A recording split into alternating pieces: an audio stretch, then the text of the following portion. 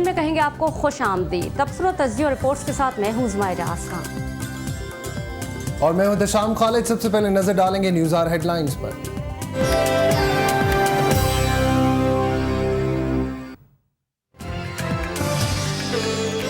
तौहीन-आमेज़ film के खिलाफ कराची में सख्त एहतजाज। अमरीकी कौंसल खाने के करीब पुलिस चौकी जला दी गई। पुलिस की फायरिंग से एक शख्स जान बहक, 6 जख्मी। ऑस्ट्रेलिया से लाई गई 21,000 भेड़ें तल्फ करने के अहकामात सही हैं या गलत, पूछेंगे जिम्मेदारान से।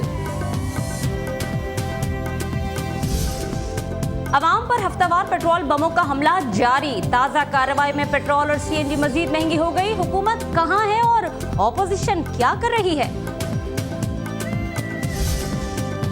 जौहरी टेक्नोलॉजी की मुंतकिली डॉक्टर कदीर का जाती फेल था, कभी कोई हुकूमत मुलव्विस नहीं रही। वो मामला हमेशा के लिए खत्म हो चुका है, दफ्तर खारिजा का बयान। कोलंबो में T20 आलमी कप की रौनकें उरूज पर। रिवायती हरीफ पाकिस्तान और भारत वार्म अप मैच में कल टकराएंगे। और भारत बांग्लादेश और पाकिस्तान में क़याम अमन के लिए भारतीय शहर कोलकाता में हुआ म्यूजिकल कॉन्सर्ट।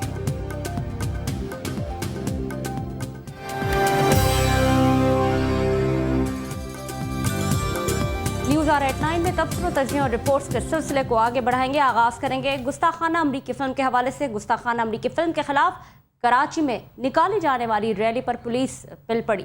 फायरिंग से एक नौजवान जाँ बहक हो गया जबकि मुतादिद जख्मी हुए। उलमा ने नुमाइश चौरंगी पर धरने भी दे दिए।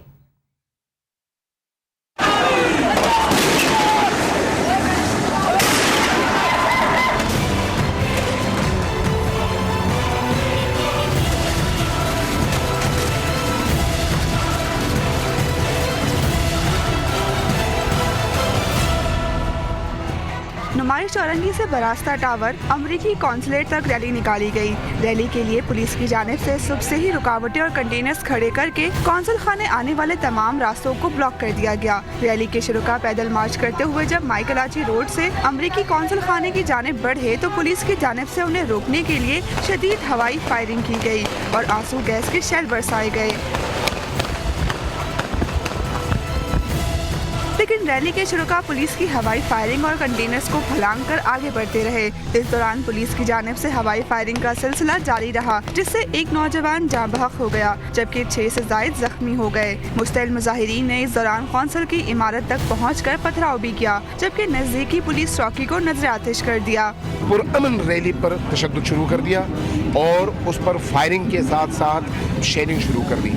उसके बावजूद हमने जवानों को रोका, लेकिन चूंकि हम एक पुरअमन रैली निकाल रहे थे और इन्होंने इसको तशद्दुद में बदलने की कोशिश की। 1.5 घंटे तक जारी रहने वाला जंग का समा थमा तो मुस्तैल मुजाहिरीन ने पुलिस को कौंसल खाने तक महदूद कर दिया जबकि माइकलाची रोड पर एहतजाजन धरना दे दिया जिसे निस्फ घंटे बाद खत्म करके धरने को नुमाइश चौरंगी पर मुंतकिल कर दिया गया। कैमरामैन साइद हुसैन के साथ समरीन मंसूरी, CNBC पाकिस्तान, कराची। अमेरिका में बनने वाली गुस्ताखाना फिल्म के खिलाफ सख्त एहतजाज के बाद मुश्तिल मुजाहिरीन ने कराची के एम.ए. जिन्ना रोड पर धरना दे रखा है। इसकी मजीद क्या तफसीलात हैं जानेंगे हम अपने नुमाइंदे खुर्शीद आलम से। जी खुर्शीद, बताएगा इस वक्त आप नुमाइश चौरंगी पर मौजूद है, क्या सूरत हाल है और मुजाहिरीन और उलमा का क्या मुतालबा है? देखिए एहतशाम, पहले तो मैं आपको ये बता दूं कि धरना अभी जारी है और मजलिस वहदत मुस्लिमीन ने 3 रोज़ा सोग का ऐलान किया है।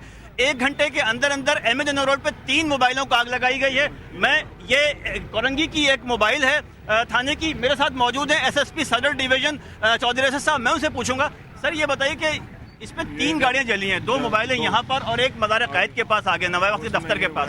ये क्या हो रहा है सर? रैली जब वापस आ रही थी शुरुआत उन्होंने ट्राई किया इनको आग लगाने की, लेकिन हमने आपने देखा होगा कि जल्दी वाटर कैनन मंगवाया और उसको बंद भी करवा दिया। इनको पार्शली गाड़ियाँ जली हैं लेकिन अभी इंशाल्लाह ताला हालात कंट्रोल में।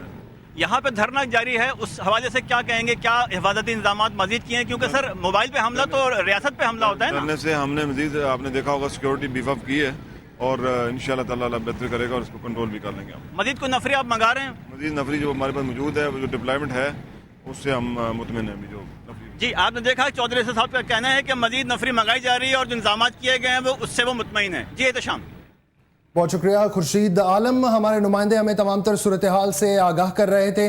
आपको बताते चलें कि आज मजलिस वहादतुल मुस्लिमीन की जानिब से एहतजाज की कॉल दी गई थी और अमरीकी कौंसलेट के बाहर भी एहतजाज किया गया, जबकि इस वक्त तमाम मुजाहिरीन नुमाइश चौरंगी पर धरना दिए बैठे हैं।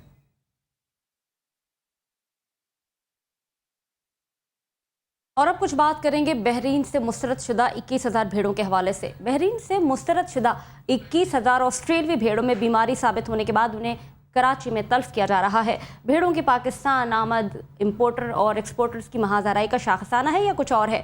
और इस भेड़ चाल के रुवेदाद हम सुनाएंगे आपको ऐसे ममीन शाह की इस रिपोर्ट में।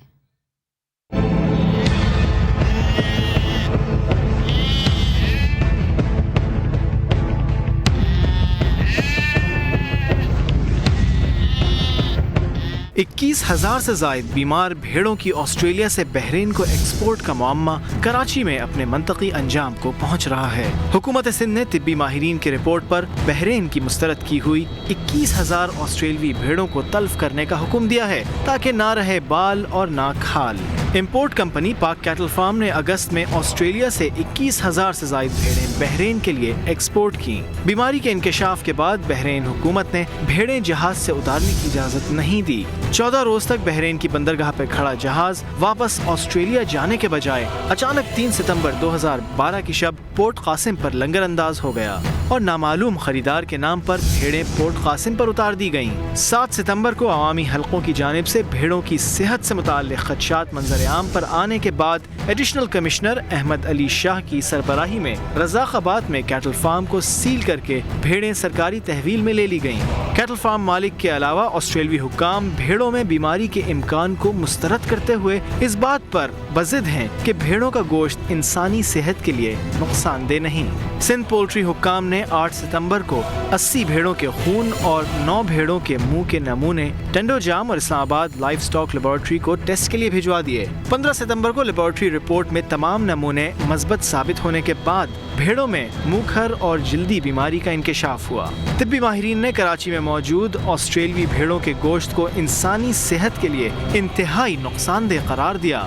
16 सितंबर 2012 को हुकूमत सिंध ने बीमार ऑस्ट्रेलवी भेड़ों को तल्फ करने का फैसला किया ताकि वायरस को फैलने से रोका जाए। भेड़ों को पहले इंजेक्शन लगाने और फिर गड्ढे में दफन करने के अमल की लाइफ स्टॉक और हुकूमत सिंध के मुख्तलिफ इदारे निगरानी कर रहे हैं। तिब्बी माहिरीन ने वायरस ज़दा ऑस्ट्रेलवी भेड़ों की मौजूदगी को खतरनाक करार देते हुए बीमारी दूसरे जानवरों में मुंतकिल होने का खदशा जाहिर किया है। देखा आपने, ऑस्ट्रेलिया से दरामद की हुई भेड़ों के हवाले से हम बात कर रहे हैं। ऑस्ट्रेलिया से दरामद की गई 21,000 भेड़ों को तल्फ करने का अमल जारी है। जिस जगह भेड़ों को हलाक किया जा रहा है वहाँ हमारे नुमाइंदे मोहम्मद अनवार मौजूद हैं, उनसे बात करते हैं। अनवार, कहिएगा क्या मीडिया को इस जगह तक रसाई दी गई है? देख क्या रहे हैं आप?